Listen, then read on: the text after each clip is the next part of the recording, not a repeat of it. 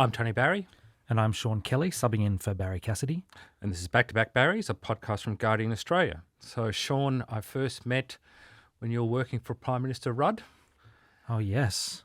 And you were working for the other side. Yes. Good times.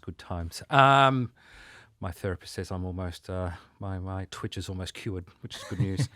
But the point is where we were nemesis and now we're not? Yeah, correct. Okay. Now we just sit in the cheap seats and pontificate. But since your career in the Prime Minister's office, then for Julia Gillard, you've moved on and you've become a commentator and an author of some repute. In fact, your book on Scott Morrison, a friend of mine who worked for Scott, said that you nailed him. Okay. Which was high praise, the good and the bad. So that was a very interesting insight.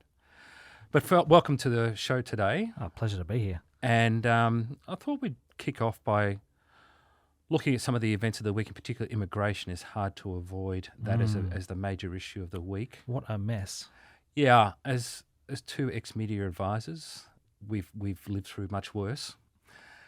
But it was untidy. What do you think is really going on there in the background? I mean, the background of which organisation, there were two messes in the past 10 days or so, weren't there? There was the mess on One Nation side. Yep. Absolute confusion after David Farley told insiders that their policy wasn't that different from Labor's and talked about there being migration of 130,000 plus Pacific workers. Yep.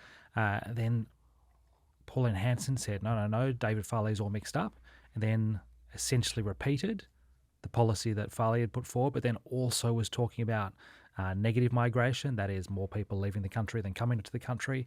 The point of all this, we could get into the details, it would be both confusing and tedious, but the point of all this is that One Nation were all over the place. And then Labor also seemed to be all over the place. Mostly in the last few days on the refugee intake. There was a position brought to National Conference some years ago that said the refugee intake, the humanitarian refugee intake, would be increased to 27,000.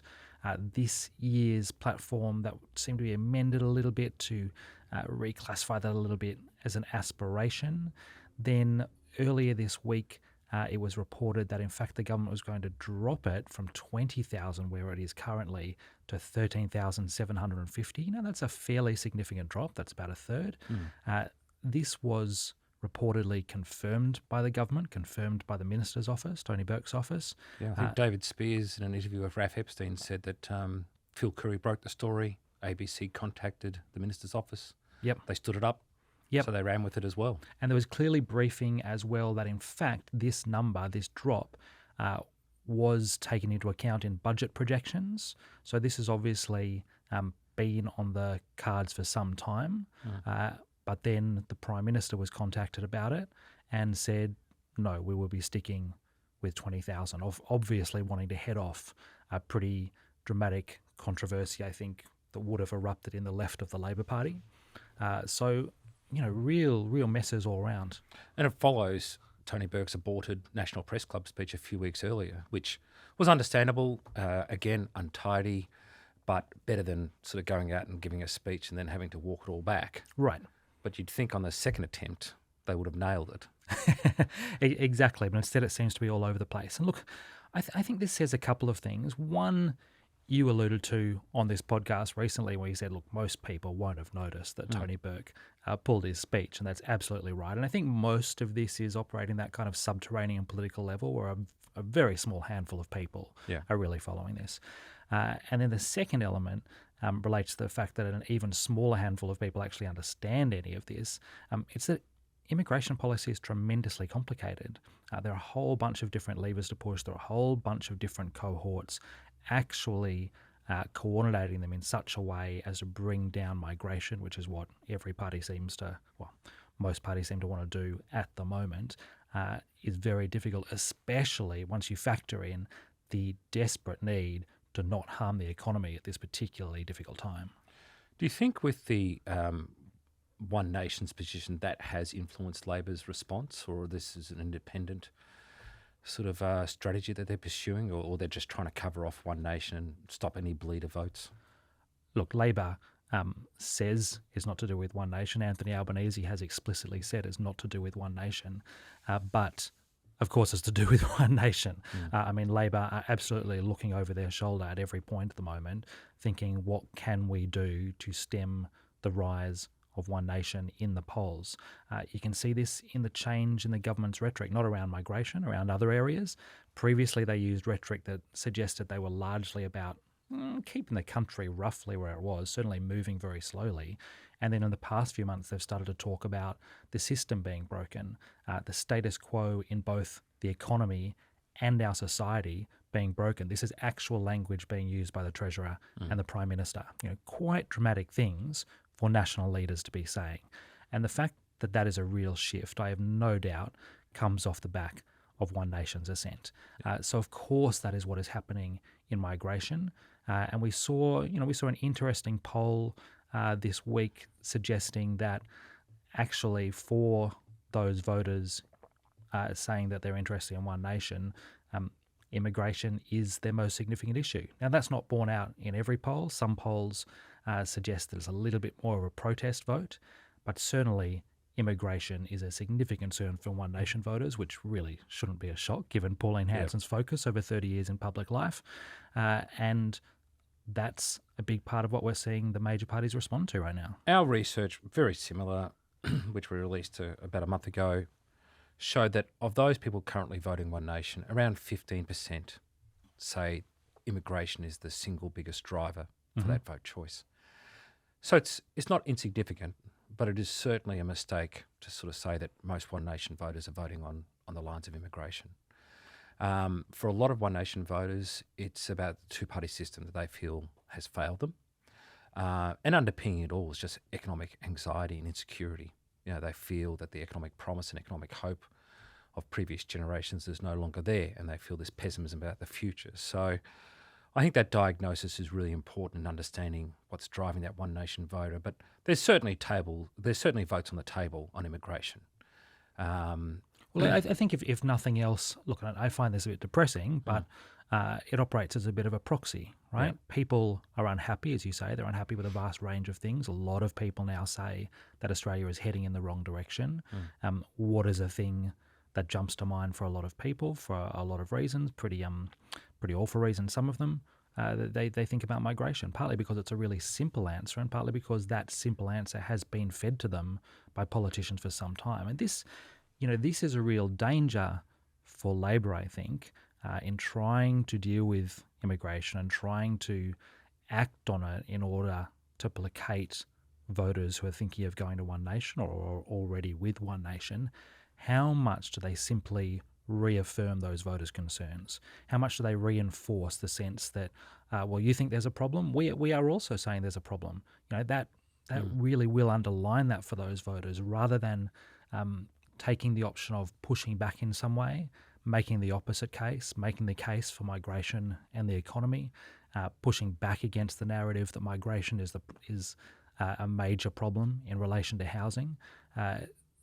When Labor does finally get around to announcing its immigration policy formally, I'm really interested to see what mixture of rhetoric is around that, how many of these arguments they seek to make.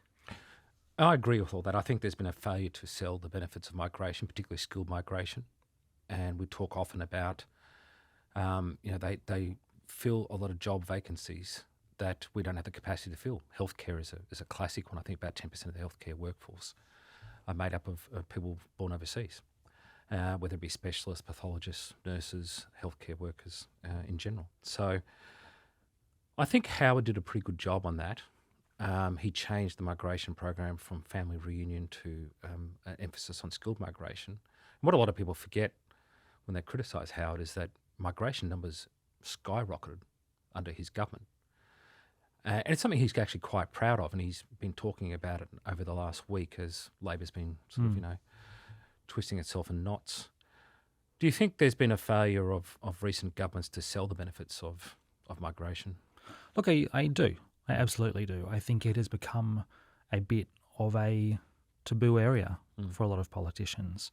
I think because in some ways John Howard, in his period in government, hardened the nation's hearts against the idea of taking people from elsewhere, even though he was increasing the immigration numbers significantly.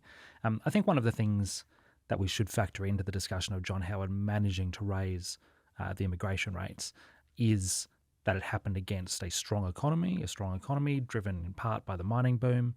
What this government is having to deal with is an economy at sixes and sevens, inflation obviously now having its second wind. That is just a much more difficult environment in which to convince people who are already here that there should be more people, because the sense is, I think a widespread perception is that if you bring more people here, they'll be using more resources. Yep. Generally, that tends to be untrue, tends to be the opposite, that in fact they bring resources, they generate economic growth. Well, the job of government is to actually build that infrastructure, community and social infrastructure, health, housing, so forth. And as you say, Tony, to make the case for significant economic benefit. Of course, the mining boom is still continuing. It's a falsehood to say that it stopped in the Howard government. In fact, if you look at things like iron ore, it's still around $100 a tonne American. It was about $50 a tonne. So it'd be about $70 a tonne now with inflation. And the volume is much bigger, much bigger these days than it was during the Howard Costello government. When you look at the relationship with business this week, we had an interesting insight as to the strained relationship. There was the BCA dinner, and one of my complaints with big business is they haven't really held any government to account. They've been satisfied with meetings and stakeholder management and all those sort of wonderful words, but no actual outcomes. Yep. There's been a few meetings in the first term where they were included, consultation, but there was no sort of real outcomes. In fact, in many cases, the outcomes were the exact opposite of what the business community wanted. And I thought they really opened the shoulders up the other night. What do you read into that? I took the opposite impression, and I've seen other commentators have your view that they were being pretty sharp. But I thought the BCA's head, Brand Black, I thought his comments were pretty soft. He talks in the speech about working together with government. They're not overwhelmingly positive, absolutely not. But I think the strongest thing he said, and I saw it in the papers the day before. He as is common, put a bit of the speech into the papers, said this is what I'll be saying, and what it was is we can't redistribute our way to prosperity. Obvious smack at the government. But I read that and I thought, oh well, if that's the bit that's been dropped out, there might be something even sharper coming tonight, and there wasn't. That was the full extent. Now he said a little bit more to some of the newspapers since then, and Andrew McKellar at ACCI has also had a pretty sharp go. So clearly there is frustration in business circles. But my take on what I thought were Brand Black's pretty soft comments about the Albanese government was two things. Firstly, there is a recognition among business that Anthony Albanese has an enormous amount of authority in the political landscape, that really he is the decision maker, and that he is going to be there for a little while. And, it's possible but difficult to imagine the scenario in which Labor loses the next election because they've got a huge majority. Seats. Exactly. Because One Nation is creating havoc for the right. So that means business, I think, probably sees the need to work with government to some extent. And then the second thing I think it may have indicated a growing awareness of is that business, I think, is potentially entering a period in which they are particularly poisonous in the political debate. Quite recently, we've seen Coles move 1,000 jobs, say they're going to move 1,000 jobs offshore, working with Accenture. Qantas make effectively exactly the same announcement, 1,000 jobs offshore, working with Accenture. Woolworths are also moving jobs offshore. There is broad talk of jobs being lost to AI. There is going to be an even greater debate, I think, about data centres, which we can get into. And in general, there is going to be this sense of, I think, businesses at odds with workers, which is amplifying a sense that a lot of people have already had over the past few years, which is, the ordinary Australian falling behind at the expense of the rich. And well, to put it another way, I think business would be naive if it looked at that and thought now is the time to really make a huge noise. I think in a way quite the opposite. They are going to have to tread very carefully and work out a very smart strategy if they are going to get any of their wishes. But isn't the overall concern productivity is well down? I think that's universally accepted. GDP is only in positive territory because of our high immigration rates. And so what is a sustainable economic future for Australia look like? Yeah, I mean, there is a lot of concern about productivity in the political press, in the business press. I mean, you would have a better sense than me with focus groups, but I'd be pretty shocked if a lot of ordinary Australians out there in the marginal electorates were talking a lot about productivity. They might be talking about problems in our economy. They certainly are talking about problems in our economy. They're talking about the symptoms of low productivity. Right, yeah. right. Which is economic anxiety. Yeah. Economic anxiety, absolutely. But productivity, which is what a lot of the business groups want to talk about, I think is a different thing, or appears as a different thing, sounds to be a different thing. A lot of people hear productivity, and you would know this, a lot of people hear productivity and they think they want me to work more. And of course, that's not what it's about. But nobody really does have a very clear answer on productivity right now. It's worth noting that this productivity problem, it's not limited to Australia. It is happening in many, many countries. Nobody quite has the magic answer. There is some talk, and the government has said this out loud, there is some talk that AI will be a kind of magic wand that will lift productivity, and it might be. But that's that is a faith-based response at the moment rather than a rational response. Yeah. Of course, National Cabinet met this week. I thought it was interesting that on data centres, Chris Bowen has his policy agenda on that. Chris Fully had an opposite point of view, the Queensland Premier, and Albo actually got in behind Chris Fully. Yeah, look, this really is fascinating. Anthony Albanese gave a speech not long ago about AI. There are a couple of major takeouts from it. One is that he used pretty strong language on protecting copyright for Australians. The other was, and this was really the only solid announcement, that they were going to make sure that that data centres produced as much or more power than they used. And the suggestion was that would be renewables only. Chris Fully pushes back and says, actually, no, thank you. We want to be able to use fossil fuel generated power as well for the data centres. And Anthony Albanese says, okay. Now, the government seems to be briefing out that, well, they think it'll all end up being renewables anyway, because that's the way that the market is tending, that renewables will end up being cheaper. But that's a bit of an excuse. In the end, they kind of semi-announced a policy and then almost immediately backed down on that policy. And I think that is really interesting. Probably to some extent represents the fact that all of the other states are incredibly frustrated about WA's sweetheart GST deal. There's only so much political capital the Prime Minister has with the other states at the moment. Yeah. The other thing that's caught my attention, Albanese is a deeply factional player. When you're talking about recent Labor Prime Ministers, he's easily the most factional. Kevin Rudd wasn't really factional, belonged to a faction obviously, but wasn't a significant player, which kind of led to his, premature knifing. Gillard likewise, was a unionist, but she wasn't a factional player per se. Shorten was definitely a factional player, but didn't get the chocolates. And Albanese, of course, is deeply factional. And you can sort of see with, some of his movements lately when it comes to his ministers and who he's been sort of backing in and not been backing in. We talked about Tony Burke, who of course is from the right. Well, he has at the very least embarrassed Tony Burke a couple of times in the last few weeks. Chris Bowen, of course, with the data centres, another sort of, kick in the shins to Chris Bowen, who's also from the right. Jim Chalmers, there was some savage briefing against Jim Chalmers in a piece by Jeff Chambers and Sarah Eisen this week, which coincided with the Business Council dinner. There was a lot of quotes off the record from Labor MPs. Meanwhile, cabinet ministers on the left have all had some significant wins. Tim Ayres has had a big win on Tomago, the bailout on Tomago, and critical minerals.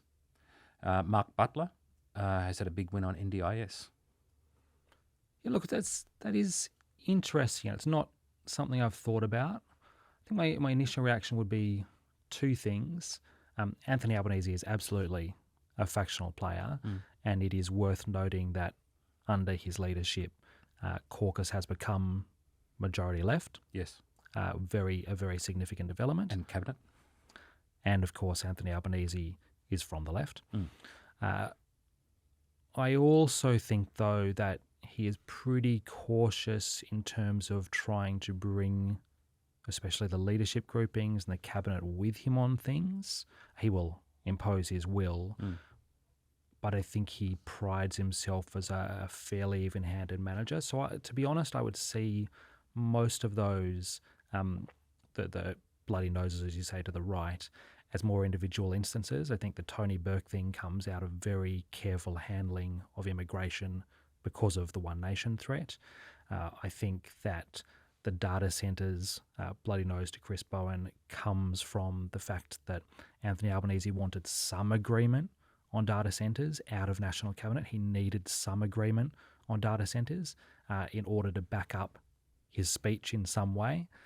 In the end, what he came up with didn't exactly align with the speech really, but there was enough there of a fig leaf so that he could say, well, we have agreed at National Cabinet to consistent standards on data centres. So I think it's more a case of accident than design. But of course, as a Prime Minister, you always need to be very careful about perceptions like that taking hold. It's fascinating. We'll take a quick break and then we'll come back and we'll look at the CPI figures this week and pull out the crystal ball on what that means for the politics as much as the economy.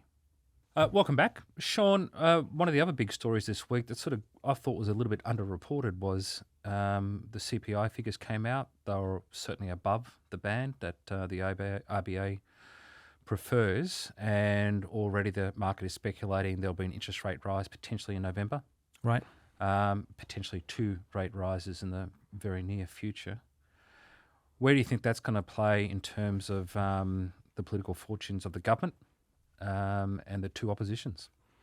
Things are so volatile right now. I think I saw one report that said the markets were pricing in the chance of a rate rise in September from 13% at the beginning of the week, jumped to 50% after that inflation data. So that says that the inflation data is being seen as significant, but it also says that these predictions are jumping around a lot. There was the UBS chief economist, I thought, had some good caveats. He said there's a bunch more data to come. We'll get jobs data in particular. Once you get these other pieces of data, they will also have to be quite strong. That is, suggest that the economy is hotter than people have expected it to be if you are really likely to get a rate rise. And the other point there that he made is that the next CPI figure is due the day after the next RBA meeting. So in effect, they'll have to make that decision blind. A point a few economists have made as well is that the July inflation number is often a little bit of an outlier because you get one-off price increases as the financial year shifts. So that makes sense. So there is now a lot of discussion that there might be a rate rise in September, that the market are pretty much saying there will be a rate rise by November. Various chief economists, various bank chief economists are a bit divided on this. I don't think anyone has a clue what's going to happen. I don't think anyone has much of a clue of what's happening in the economy right now. Even the Reserve Bank said in its statement of monetary policy earlier this month that in May they had thought the conflict in the Middle East was going to go rapidly through to price increases across the economy, but actually that hasn't happened. So that is a dramatic shift in what the bank thought was going to happen in a matter of months. So I wouldn't be surprised if we get some more dramatic shifts over the next few months. But as you say, politically, this is a complete hot potato. Yeah, I think it's a huge issue for the government to manage. The government is not travelling as well as it looks, in my opinion.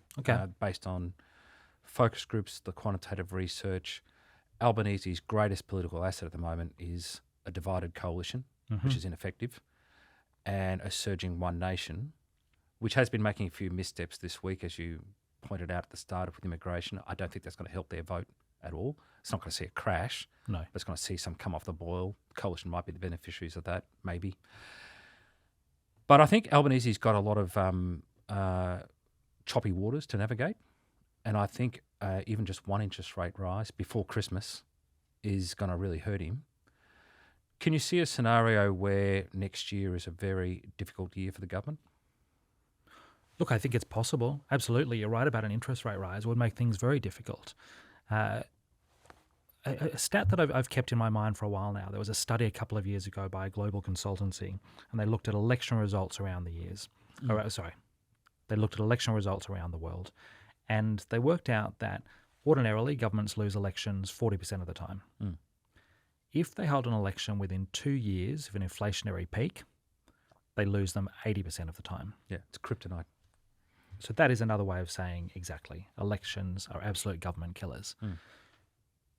At the last election, it so happened that inflation peaked, I think it was December 2022, so the election in May 2025 happened just outside of that 2-year window. Yeah. This next election, I think at the moment, looks likely to again happen just outside, but a little bit closer. So the margin's getting a bit tighter. And so it means that it could have a much greater impact on the government at the next election if they hold the election at the latest possible date, May 2028, than it did at the last election. But still just outside. So while I do think it could make next year quite difficult in the same way that 2024 was quite difficult for the Albanese government in the lead up to the 2025 election, they could still end up in this Goldilocks scenario where inflation is falling by May 2028, where interest rates have started coming down again, where voters are starting to shift away from this strong perception they have at the moment that the country is heading in the wrong direction. But I have a really big caveat on this, and it's something that I think about a lot. A question that I have about the rise of One Nation and the government's attempts to stop it in various ways is whether their run has been left too late. Whether once One Nation are kind of out of the gates, they're very hard to push back in. And I wonder if, as you say, next year does end up very difficult for the government, if inflation does prove very difficult to get back under control and voters become very, very frustrated, then you do end up with this kind of nuclear fission type scenario where One Nation's rise plus inflation has just set off an uncontrollable set of reactions. But we don't know, and because of all the uncertainty around the inflationary data, I think it is just as likely that inflation starts to head down sooner than we think. And the government gets a surprisingly easy, at least, latter half of 2027. Yeah, I couldn't help but notice Martin Parkinson, who you would have worked with. I don't think anyone thinks he's a player of any sort in terms of his leanings, political leanings, but he came out very strongly about government spending and said it has to come back under control, and warned about the inflationary impacts of that and a longer tail for the inflationary, sort of window being well above what the RBA wants. What do you make of that? Look, I think this is becoming a growing chorus. I think a large number of respected people now are saying government spending needs to be decreased. And that puts the government in a very difficult situation, partly because they keep ruling out touching significant amounts of money. We've just seen this week the Prime Minister commit to retaining the GST deal with WA. Hugely expensive, billions, tens of billions of dollars. So the government will know that it has to get spending under control, but it is giving away these levers to do so. And I think the interaction of those questions with an inflationary environment, with the fact that this is a second-term government, a government that is getting older, a government that therefore voters are holding more responsible for the situation that they see all around them, could be a really difficult set of circumstances. What do you think is motivating the PM on his position on WA? And again, coming back to a theme, Roger Cook is from the Labor left. But also, there's a bunch of WA seats which they've picked up over the last 2 cycles. Yep. And WA used to be a tough state for Labor, and they're performing very well there right now. What do you think was the motivator there? It is 100% the same thing that was motivating Scott Morrison and Matthias Cormann when they came up with the deal in 2018. It is winning as many WA seats as possible, making sure that you don't give them away. And, WA is parochial, not in an insulting sense, but in the sense that it has a sense of its own specialness, of its own separateness from the rest of the country. And there is a strong belief there that they want the GST money, that they deserve the GST money, despite the fact that that state's been doing very well, and this money is really coming at the expense of the other states now and at the expense of taxpayers. But WA has this strong sense. If you pull that money away, the second you do that, you give all of the other parties a huge stick to beat you with. So nobody's going to do that. Yeah, I've done lots of focus groups in WA, and the parochialism is like, no, I'm a Queenslander, and I think we're parochial. WA, they're pretty laid back about most policies and ideas and initiatives, and when you sort of throw up a particular idea, they're nonplussed by it. But then when you sort of say, well, this is out of Canberra and this only affects WA, doesn't affect any other state, then suddenly they're just like these bloody East Coast people, and they're sort of trying to force their sort of, which is why the aborted attempt in the High Court over the constitutional closing of borders during COVID. Mate, that's what killed ScoMo in the first place over in WA. And he said that since, right? He said that quite recently. Yeah. That was a mistake. I shouldn't have done that. We sought in the research straight away, and they never forgave.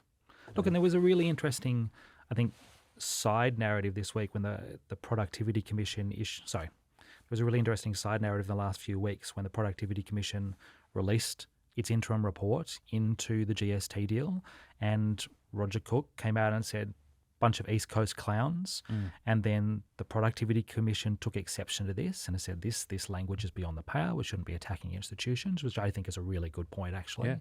Yeah. And then Anthony Albanese used much soft language, I think pretty defensible language. He said the Productivity Commission, economic rationalists, you shouldn't be surprised when economic rationalists come up with an economically rational idea. It's a smart response. And then Jim Chalmers kind of had to walk this line of defending Anthony Albanese's mild criticism, perhaps you'd characterise it as, but not buying into Roger Cook's attack, actually defending the Productivity Commission, which is one of his agencies. He sees the need to make sure that they understand that he respects their work and supports their work. So that was, just a little interesting side plot. Yeah. And of course, meanwhile, Chris Minns, who's Labor right, is coming up for election in March and is getting no such handouts from his New South Wales counterpart, Anthony Albanese. Right. And look, in National Cabinet, Peter Malinauskas, the South Australian Premier, Labor, was interesting, I thought, in saying that the other states are beginning to notice that they are being hard done by with their GST deal.